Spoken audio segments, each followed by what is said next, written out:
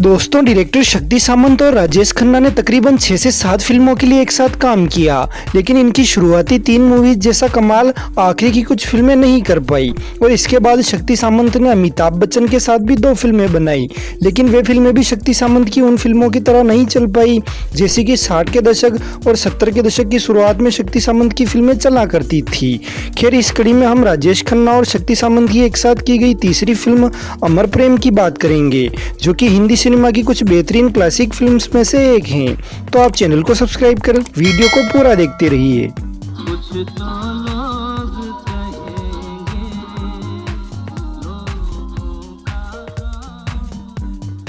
कितनी बार कहा है पुष्पा, मुझसे ये आंसू नहीं देखे जाते। आई हेट टीयर्स।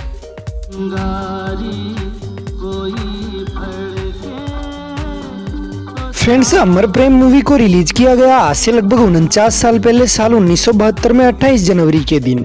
फिल्म को शक्ति फिल्म्स के प्रोडक्शन बैनर तले बनाया गया और इसे प्रोड्यूस और डायरेक्ट किया ऑब्वियसली शक्ति सामंत ने।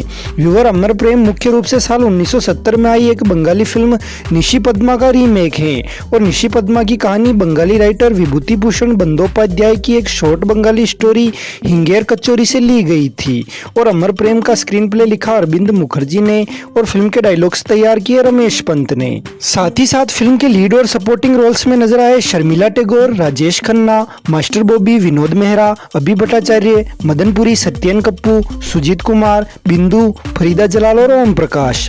बात करें अगर संगीत की, तो लगभग 2.5 घंटे की कुल लंबाई वाली इस फिल्म में 28 मिनट 42 सेकंड की लेंथ के टोटल 6 गाने रखे गए। गानों के मुकड़े कुछ इस प्रकार हैं।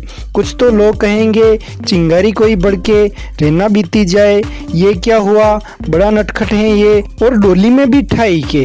गानों को कंपोज किया आर.डी. बर्मन ने और गानों के लिरिक्स लिखे आनंद बख्शी ने। साथ ही साथ इन गानों को गाया लता मंगेशकर, किशोर कुमार और सचिन देव बर्मन ने। फ्रेंड्स, फिल्म का म्यूजिक सुपर डुपर हिट रहा और फिल्म के सारे ही गानों को कल्ट क्लासिकल और मेलोडियस का दर्जा हासिल है। और फिल्म के गानों को म्यूजिक कंपोजर आर.डी. बर्मन, गीतकार आनंद बख्शी और सिंगर्स लता मंगेशकर और किशोर कुमार के करियर के सबसे मोस्ट पॉपुलर गानों के रूप में याद किया जाता है। और फिल्म का संगीत इसलिए भी खास है क्योंकि फिल्म के एक गाने को सचिन देव बर्मन ने गाया और ये गाना डोली में बिठाई के सचिन देव बर्मन के सिंगर करियर के कुछ बेहतरीन गानों में से एक भी है।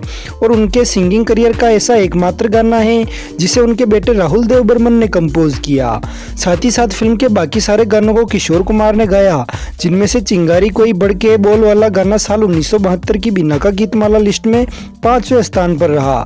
और इसी गाने के लिए बेस्ट मेल प्लेबैक सिंगर के फिल्म फेयर अवार्ड का नॉमिनेशन भी किशोर कुमार को मिला। और इसके बेहतरीन लिरिक्स के लिए आनंद बख्शी को भी बेस्ट लिरिक्स का अवार्ड नॉमिनेशन मिला। हालांकि ये दोनों अवार्ड किशोर कुमार और आनंद बख्शी नहीं जीत पाए। और इन अवार्ड्स में से उस साल बेस्ट लिरिक्स का अवार्ड वर्मा मलिक को बेईमान फिल्म के गाने जय बोलो बेईमान की के लिए मिला। और बेस्ट मेल प्लेबैक सिंगर का अवार्ड बेईमान फिल्म के इसी गाने के लिए सिंगर मुकेश को मिला। और अब अवार्ड की बात चल ही पड़ी है तो आपको ये भी बता दें कि अमर फिल्म के लिए राजेश खन्ना को भी बेस्ट एक्टर का फिल्म फेयर अवार्ड नॉमिनेशन मिला, पर यह अवार्ड फिल्म बेईमान के लिए मनोज कुमार ने जीता। और बेस्ट एक्ट्रेस का नॉमिनेशन शर्मिला टैगोर को मिला, पर यह अवार्ड भी जीता हेमा मालिनी ने फिल्म सीता और गीता के लिए। हालांकि ऐसा भी नहीं है कि फिल्म ने एक भी अवार्ड नहीं जीता, बल्कि अमर प्रेम फिल्म के लिए बेस्ट स्क्रीन प्ले का अवार्ड अरविंद मुखर्जी ने जीता, बेस्ट डायलॉग का अवार्ड रमेश पंत ने जीता और बेस्ट साउंड का अवार्ड जीता जहांगीर नौरोजी ने। दोस्तों, फिल्म के बजट और कलेक्शंस की बात करने से पहले आपको याद दिला दूं कि अगर आपने अभी तक इस वीडियो को लाइक नहीं किया है तो बिना ये सोचे कि मेरे एक लाइक से क्या फर्क पड़ेगा, आप वीडियो को लाइक कर दें, क्योंकि आपके लाइक से हमारी असल कमाई है। और चलिए अब बात कर लेते हैं कलेक्शंस की। तो फ्रेंड्स, फिल्म का एक अप्रोक्सीमेट बजट रखा गया 80 लाख और फिल्म ने इंडिया में कुल कमाई की थी 1 करोड़ 50 लाख। और फिल्म का वर्ल्ड वाइड लेवल पर कुल कलेक्शन रहा 3 करोड़। और अकॉर्डिंग टू इंडियाज कलेक्शंस अमर प्रेम एक सेमी हिट फिल्म साबित हुई। कमाई के मामले में अमर प्रेम साल 1972 की 13वीं सबसे बड़ी फिल्म रही। वैसे बात करें अगर साल 1972 की कमाई के मामले में टॉप पर रहने वाली 5 फिल्म्स की, तो 5वें नंबर पर रही फिल्म बेईमान, 4थे नंबर पर राजा जानी, 3रे नंबर पर दुश्मन, 2रे नंबर पर पाकीज़ा और साल की नंबर 1 कमाओ फिल्म रही सीता और गीता। इनमें से दुश्मन फिल्म से जुड़े रोचक तथ्यों की वीडियो हमारे चैनल पर पहले ही आ चुकी है, जिसे आप देखना चाहें तो लिंक आपको ऊपर आई बटन और नीचे कमेंट बॉक्स और डिस्क्रिप्शन डिस्क्रिप्शन में मिल जाएगा। अमर प्रेम मूवी को IMDb वेबसाइट पर 8.2 आउट ऑफ 10 की काफ़ी हाईएस्ट रेटिंग दी गई है और इसे 81% गूगल यूजर्स ने लाइक किया है। और अब बात कर लेते हैं फिल्म से जुड़े कई रोचक तथ्यों की। फ्रेंड्स, फिल्म के डायरेक्टर प्रोड्यूसर शक्ति सामंत ने और राइटर सचिन भौमिक ने उस बंगाली नोवेल जिस पर यह फिल्म बनाई गई उस पर साल 1960 में ही एक फिल्म की स्क्रिप्ट तैयार की थी, लेकिन उस स्क्रिप्ट पर शूट करे ऐसा कोई हीरो शक्तिदा को उस समय नजर नहीं आ रहा था और साथ ही साथ वो स्क्रिप्ट बाद में बनाई गई फिल्म से भी काफी अलग थी, लिहाजा उस समय ये फिल्म नहीं बन पाई। लेकिन साल 1970 में फिल्म मेकर अरविंद मुखर्जी ने उसी थीम पर एक बंगाली फिल्म बनाकर रिलीज कर दी जिसमें उत्तम कुमार और सावित्री चटर्जी लीड रोल्स में नजर आए। निशी पद्मा नामक ये बंगाली फिल्म सुपरहिट रही और क्रिटिक्स की सराहनाओं के साथ साथ फिल्म ने 2-4 अवार्ड भी जीत लिए। और जब शक्तिदा यानी शक्ति सामंत ने यह फिल्म देखी तो इसी थीम पर फिल्म बनाने की उनकी दबी हुई इच्छा उनमें जाग उठी। और क्योंकि 60 के पूरे दशक में शक्तिदा ने कई सुपरहिट फिल्में दी थी और एक साल पहले यानी साल 1969 में रिलीज हुई फिल्म आराधना से राजेश खन्ना को सुपरस्टार बनाया। साथ ही साथ उस समय यानी 1970 में राजेश खन्ना के साथ उनकी दूसरी फिल्म कटी पतंग की शूटिंग भी लगभग पूरी हो चुकी थी। और इस अमर प्रेम फिल्म के लिए भी शक्तिदा की पहली पसंद तो उस समय राजेश खन्ना ही थे, लेकिन आराधना के सुपरहिट हो जाने के बाद हर प्रोड्यूसर राजेश खन्ना को साइन करना चाहता था, इसलिए राजेश खन्ना की डेट्स प्रॉब्लम को देखते हुए शक्तिदा ने फिल्म में राजकुमार को लेने का बन बनाया। लेकिन क्योंकि कटी पतंग फिल्म की रिलीज डेट नजदीक आने के कारण राजेश खन्ना भी शक्ति सामंत के संपर्क में बने हुए थे, लिहाजा राजेश खन्ना को कहीं से भनक लग गई कि शक्ति सामंत बंगाली फिल्म निशी पद्मा को रीमेक कर रहे हैं और उसमें राजकुमार को लेने जा रहे हैं। लिहाजा राजेश खन्ना अपना अग्रेशन रोक नहीं पाए और वे सीधा पहुंचे शक्ति सामंत के ऑफिस में और उनसे बोले कि आप अपनी फिल्म में मेरे अलावा किसी दूसरे एक्टर को लेने के बारे में सोच भी कैसे सकते हैं। फ्रेंड्स, राजेश खन्ना उस समय थे तो नए, पर वो शक्ति सामंत जैसे फाइनेस्ट फिल्म मेकर से इतना कुछ कहने की हिम्मत सिर्फ इसलिए जुटा पाए क्योंकि उस समय तक आराधना की शूटिंग और सक्सेस और कटी पतंग की शूटिंग के समय राजेश खन्ना और शक्ति सामंत के रिश्ते काफी फ्रेंडली हो गए थे। खैर, राजेश खन्ना की पूरी बात सुनने के बाद शक्ति सामंत बड़े ही शांत भाव से राजेश खन्ना को बोले कि एक तो तुम्हारे पास डेट्स नहीं है और क्या तुम ऐसी फिल्म में काम करना चाहोगे जो कि महिला प्रधान हो, यानी उस फिल्म का मेन लीड रोल हीरोइन का हो। तो इसके जवाब में राजेश खन्ना ने कहा कि इस फिल्म में मेरा जो भी रोल होगा उससे मुझे कोई एतराज नहीं है। पर शक्तिदा फिर से बोले कि डेट्स का क्या करोगे, और इतना सुनते ही राजेश खन्ना लगे शक्ति सामंत के ऑफिस में ही दाएं से बाएं चक्कर लगाने। और काफी सोच विचार करने के बाद राजेश खन्ना ने शक्तिदा से कहा कि आप फिल्म शुरू तो कीजिए, मैं कुछ भी करके हर दिन अमर प्रेम की शूटिंग के लिए 4 घंटे का समय निकाल लूंगा। और इस तरह फिर राजेश खन्ना ने अपने दूसरे प्रोजेक्ट्स के शूट के बाद हर दिन 4 घंटे के लिए अमर प्रेम के लिए शूटिंग की और फाइनली 6 महीने में अमर प्रेम की शूटिंग कंप्लीट हो गई।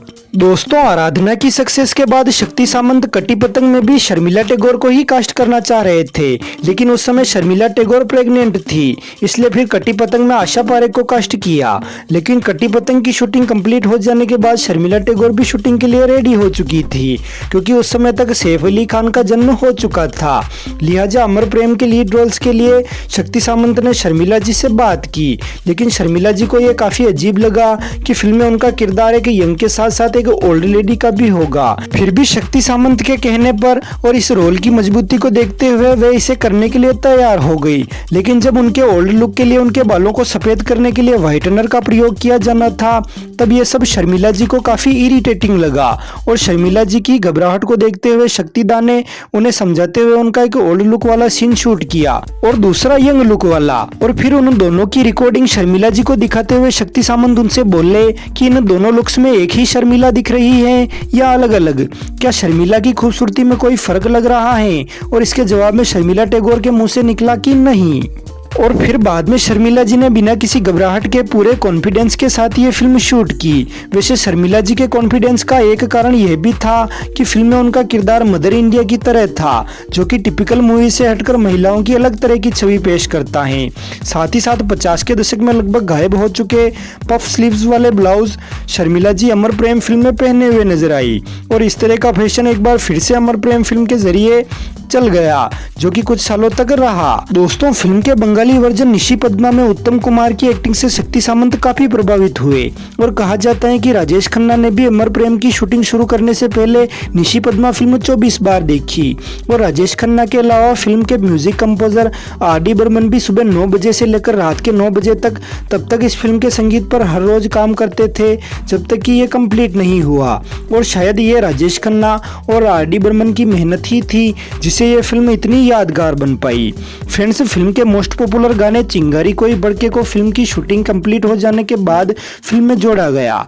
दरअसल शूटिंग पूरी हो जाने के बाद शक्ति सामंत को जब इस गाने के बारे में पता चला तो उन्होंने आर.डी. बर्मन से तुरंत इसे रिकॉर्ड करवाने की बात कहते हुए फिल्म में गाने के लिए सिचुएशन क्रिएट की और इस गाने के बुत्ते पर ही फिल्म को कुछ अवार्ड नॉमिनेशन मिले और ये गाना एक हिस्ट्री साबित हुआ। व्यूअर, अमर प्रेम फिल्म किशोर कुमार के करियर के लिए भी एक टर्निंग पॉइंट साबित हुई। दरअसल जिस तरह के गाने फिल्म अमर प्रेम में हैं उस तरह के गाने उस समय तक ज्यादातर मोहम्मद रफी साहब की आवाज में ज्यादा पसंद किए जाते थे, जबकि किशोर कुमार की आवाज में लाउड गाने ही पसंद किए जाते थे जो कि जोश भरे गाने होते थे। लेकिन अमर प्रेम के गाने के लिए जोश के बजाय होश की अधिक आवश्यकता थी। और कहा तो ये भी जाता है कि किशोर कुमार को अमर प्रेम के गाने रिकॉर्ड करने में शुरुआत में काफी परेशानियां भी हुई और एक बार को तो आर.डी. बर्मन ने किशोर कुमार की जगह मोहम्मद रफी को लेने का विचार भी किया, लेकिन बाद में किशोर कुमार ने कुछ समय और प्रैक्टिस करने के बाद इन गानों को इस तरह गाया कि इतिहास रच दिया तथा इसके बाद उन्होंने कई फिल्म्स के लिए एक से बढ़कर एक मेलोडियस गाने गाए।